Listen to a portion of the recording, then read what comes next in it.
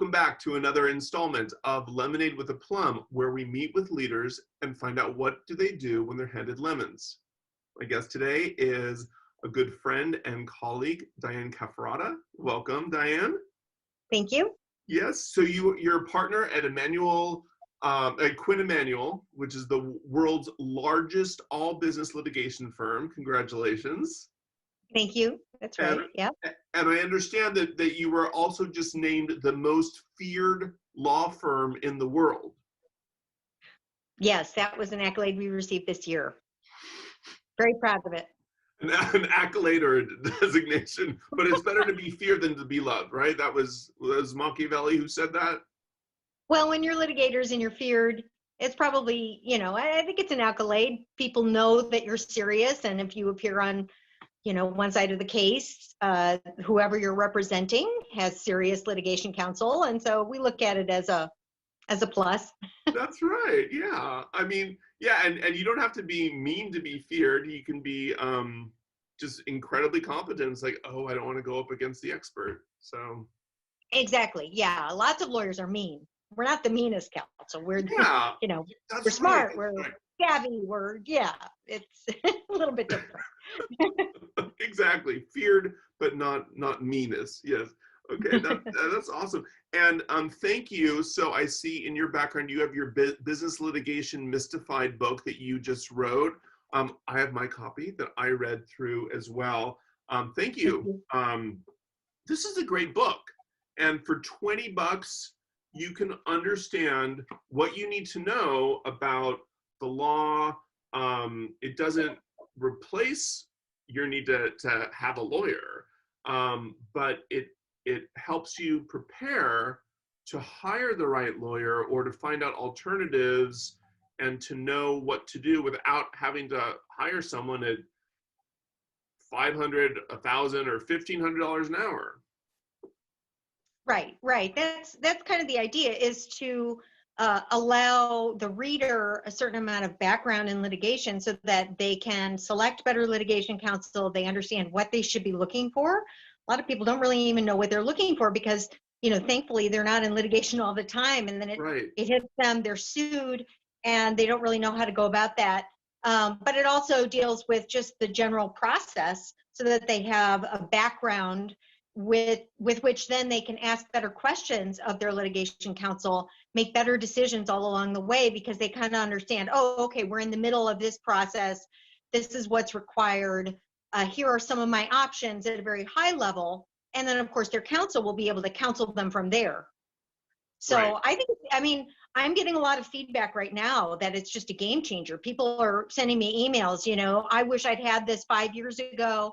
I think it fills a little niche where people didn't really have that background. So they muddled through and they got counseled on whatever was going on in the litigation, but they never really felt like they had a whole sense of what the whole process was. And so that's what it's meant to address. And for me, if I'm meet with a lawyer, I don't want to be as ignorant as I am about certain law questions. I just want to go, okay, this will like, now I can meet with them and not ask like really, really basic, stupid questions that cost me a lot of money, but also I want to feel like I kind of know a little bit about what I'm talking about. Right. I want the same thing. Give you a little of the lingo. Yes, I want the same thing for when I take my car in for the auto shop and when I go to the doctor and as a parent. Although there's parenting books, but parenting is hard and rewarding. I probably help you with the car part, but I'm not. Yeah, now with my kid. Okay. Great. So I just want to dive into your book because you had so many interesting points. So one of them. So what I'm most interested, of course, is avoiding going to court. And you even talk about that's, not necessarily your first strategy. There's some people who say, I'm just going to sue them if someone messes with me, but that's really expensive. And not very efficient. Right. No, it's not efficient. And, sometimes things do need to be escalated. There are some litigants that There's really no getting around it. They just do want to fight. But one of the themes of the book is this is a creative process, and there are a lot of ways to either avoid litigation or exit litigation quickly. I have a couple of chapters where I specifically talk about those topics because they're important. And I think also the conventional wisdom is to sort of, I think, is to wait, and you've got a dispute brewing, but I think I can handle this myself, and it's going to be cheaper if I do that. And one of the things I mentioned in the book is that's not always the right call. Sometimes if you know the legal merits of the dispute and you understand, hey, I actually don't have a great legal position to stand on, or my opponent really doesn't, and so I'm in a position of strength, you're going to then be able to use that in that conversation and then successfully avoid it, rather than you just trying, not really knowing what the merits are. You, and I'm saying as an executive, let's say, of a company, not really knowing what the legal merits are. They're well versed on what the merits are. They've talked with their lawyer. They're ready to fight. And so it would actually be wiser to reach out to your litigation counsel and say, hey, this is what's going, what factors do I need to understand? How should I approach this? So yeah, exit strategies and avoidance strategies are an important part of the book. A lot of things don't need to be litigated. Right. And you also talk about, for most companies, I hope most companies have their own lawyer, their own in-house counsel, but that, as you point out, they're not going to necessarily be experts on litigation. Right. They may have some background in litigation, and they may not. They may be experts in something else, like privacy law, because it's an organization that really needs specialists in that area. And so this is a book that can help those that, or maybe they did litigation but a really long time ago, and they just want to feel more comfortable. It's something that they can use to bone up, to feel more comfortable about the questions that they're asking their outside counsel about the litigation. And then also it's a tool for them to share with the C-suite, right? People who are making the legal decisions. Very often the CFO is someone who is supervising the in-house counsel and asking them, well, why are the bills so high, or what is this for? And this will allow, maybe the CFO would benefit from understanding the process a little better. And so in-house counsel might say, hey, you might read this book. It's very helpful and will help you understand the process that we're going through. And, we can have better conversation, or however they pitch it. But I think it's a tool for them to get everybody on the same page about the basics. Yeah. And it's very readable. I intentionally made it for non-lawyers, so nobody should be intimidated by reading this book. Well, I remember when we were in business school and we learned about negotiation and the term BATNA, the best alternative to a negotiated agreement. And a lot of people don't realize that you need to start with the BATNA. You need to know, okay, if I don't get a deal, what's my next best option? Right. But understanding, so you might have your ideas of this. It's like, okay, well then, if I don't get it, then I'll go to court. Well, you also need to factor in, well, how winnable is my case, and what are the responsibilities that I have? What are the costs, outcomes, and the costs. Mm-hmm. The costs, the disruption to business or whatever. And, sometimes it's worth it. Sometimes it's some kind of strategic conflict that you really need to handle in litigation, and the other side is just not willing to really negotiate, even though you do have a strong position on the merits. So it's not a cure-all, but there should be some thought going into that process, I guess. And that's, of course, that reflects on the kind of work that you do, which is to help clients understand the conflict dynamics and what's really going on, what the interests are of the parties, and to bring them together rather than having them go down a dispute path. Absolutely. And one of the things I found is that a lot of times people are so, or a lot of people, not all people, are so conflict averse. And, we don't want to court conflict unnecessarily, but sometimes we need to just have an honest conversation.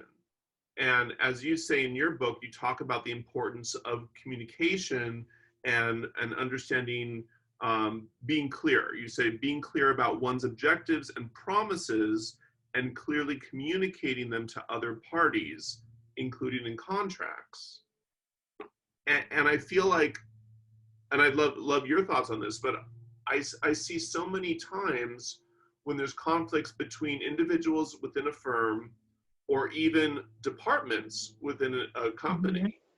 that they're not thinking about, well, what does the other party want?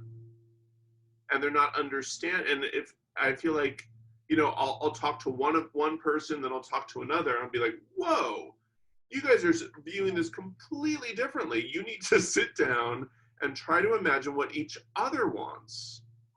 Mhm. And sometimes I'll do an exercise where I'll invite them to say to the other person, I think this is what you want.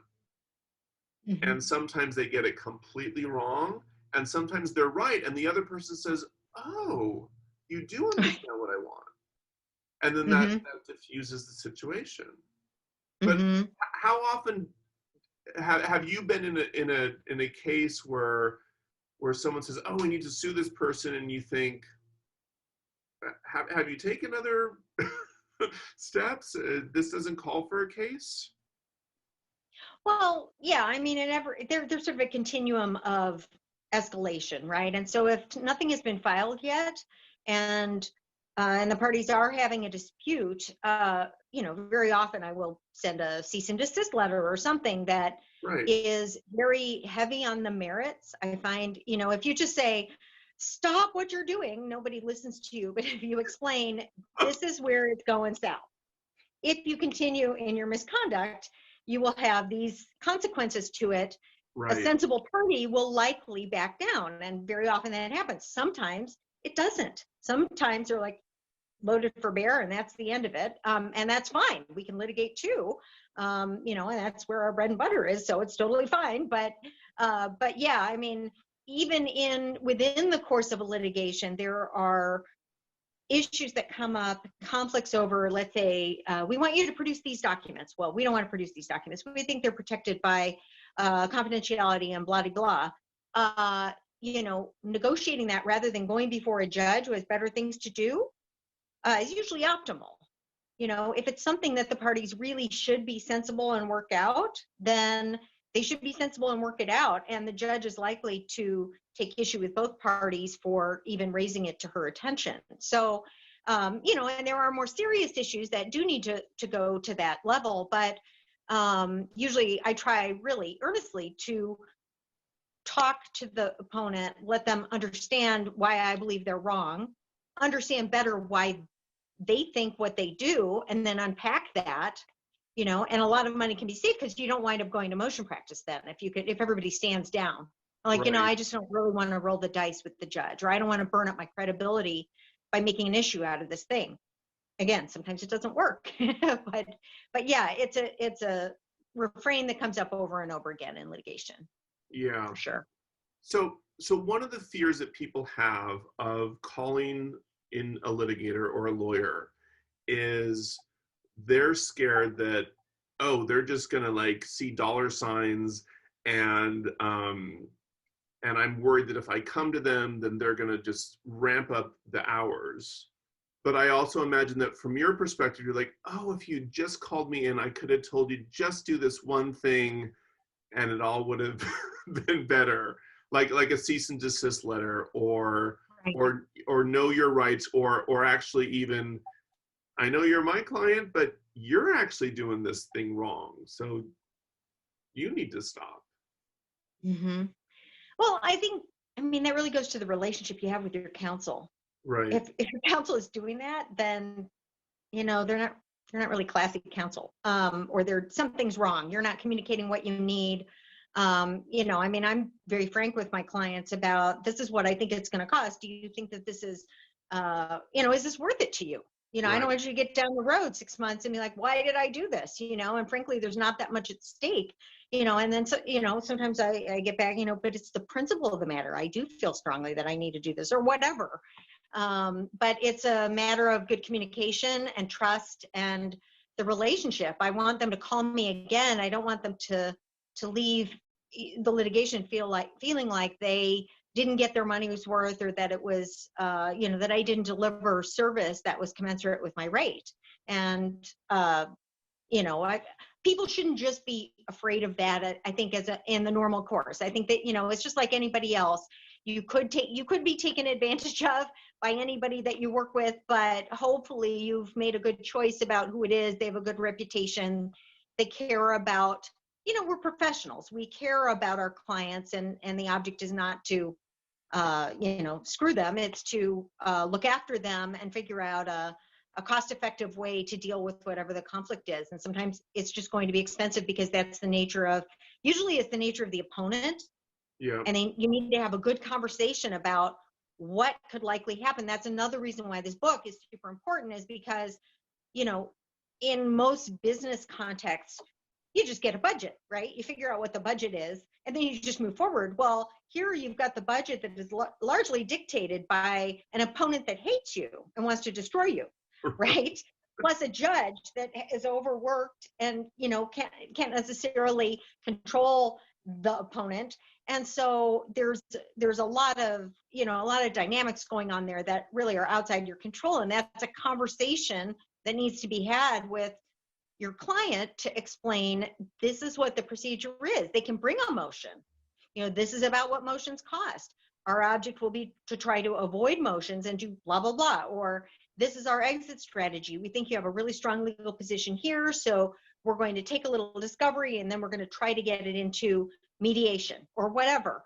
So there should be, I think the book facilitates that discussion, Right. Because the client comes to that conversation, or the in-house counsel, who is also overworked in dealing with 70 cases that she's trying to supervise or whatever, and they're equipped to talk through the options with outside counsel and come up with a better plan than they might have if they didn't have that prep. Does that make sense? Do you find that most clients come to you too soon or too late? Or just right? I would say just right.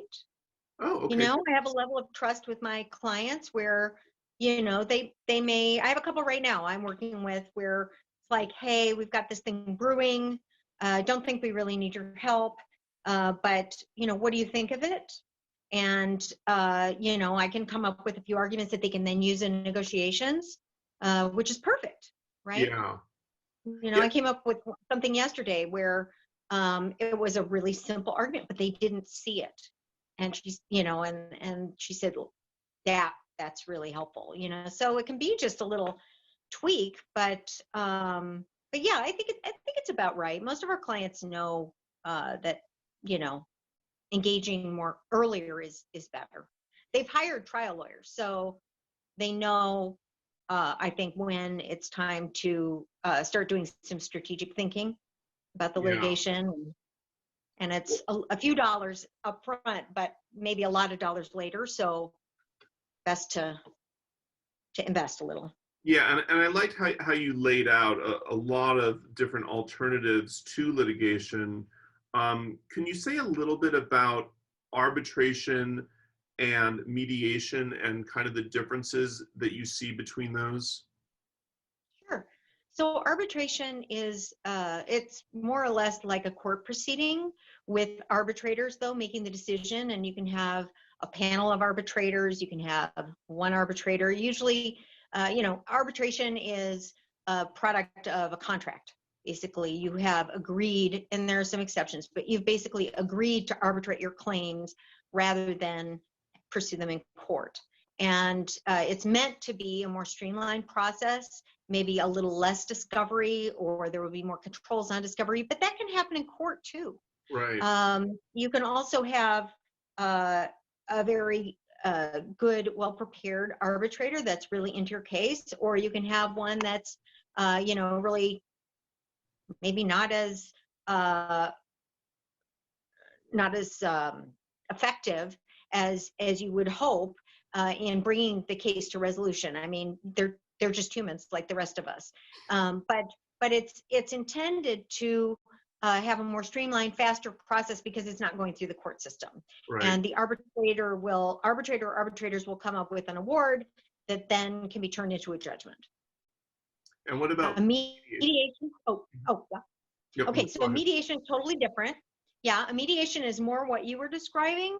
Sort of true mediation is about a facilitator who does not come up with a decision like an arbitrator or arbitration panel, but instead works with the parties to help them understand what their real interests are in pursuing the dispute. So the parties have their positions, but underneath that is, I want to be heard, I want compensation for X, Y, and Z. There are all kinds of things, or there may be, it would be really great if we didn't have to pay for this kind of exposure that this company can provide us, And so the the mediator will ask questions of each of the parties, and usually privately. It's kind of like shuttle diplomacy, and find out unpack those interests. What are you really, what upset you about this or whatever?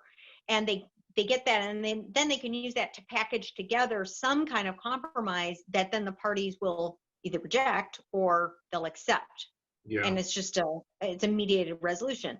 Mediation doesn't have to be that structured, but that's kind of how they taught us at Stanford. And it made a lot of sense, talking about empathy and really understanding what the other party, goes to your point exactly.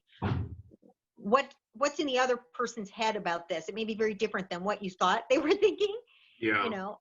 But mediators can also just be kind of a shuttle diplomacy, talking through the issues with the parties. Very often you brief the issues for the mediator so that, particularly if the mediator is a former judge, you can tell them what the merits are. This is what the bad guys are contending. This is why it's wrong. These are the legal principles that will govern this dispute. If you can't make peace between us, then we're going to have to go to litigation. So, and then the mediator knows when they have their session with the bad guys to say, hey, they have a really strong legal position. Right. And, these are some of the things that are going to be brought up in litigation. Do you really want that to happen? And so it can also be just a more sort of informal way of getting the parties to talk. Absolutely. And I found that when I'm helping with clients, just being able to speak with them each separately, confidentially, not sharing their information, it allows them to vent like crazy. And then after they vent, then I can reflect back. And I said, okay, these are the different issues that I've heard. And sometimes when you're like just really angry, you can't see all the different issues. It's all jumbled together. Right. And sometimes what people really want is they want their adversary in this battle to have someone that they can talk to, because they're like, if you would just, I don't need it, but someone else needs it. And then if they would, then they'd be like, okay, we can solve this. We can find a solution, but not when people are just so angry at each other that they can't even see straight. Right.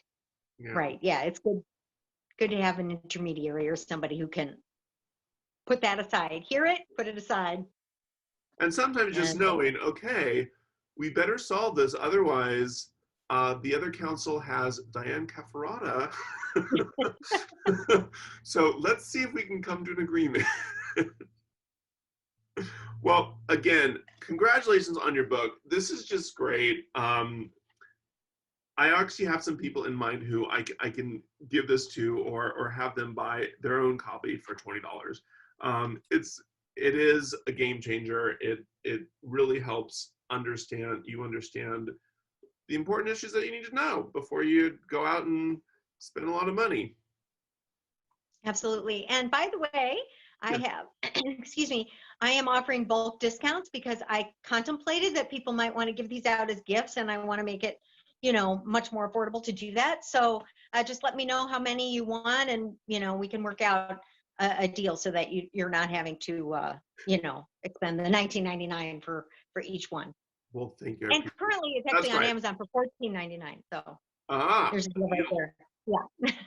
Great. Well, Oh, thank the you. other thing that I wanted to mention real Yeah. quick is I think for foreign counsel and foreign executives, I'm hearing a lot of feedback about the book from them that this is something that they've really wanted because their legal systems are very different. And then they're Right. faced with the possibility of US litigation. And this is just a short and sweet way to kind of, have an overview. And so, so anybody that's out there that's in a foreign company, consider this book. I think it'll really help you. Excellent. Diane, thank you so much. And Thank you, Jason. This is so fun. and I know our reunion was rescheduled, so hopefully I'll see you next August. Hopefully. Okay. Cheers.